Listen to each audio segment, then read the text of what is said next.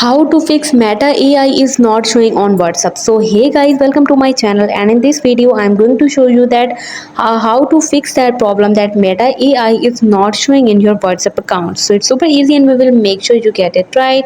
You just make sure to watch the complete video carefully to avoid forgetting anything and making mistakes. So guys, all you have to do is you have to go to your Play Store, and then you will have to search for WhatsApp.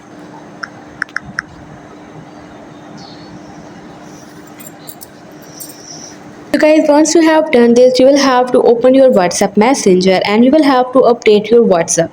Once you have done this, you will have to go to your settings, and then you will have to tap right here on app management, and then you will have to search for your WhatsApp account. So you can see that I have WhatsApp option. Once I have done this, I will have to tap right here on the clear data and I have to force stop this.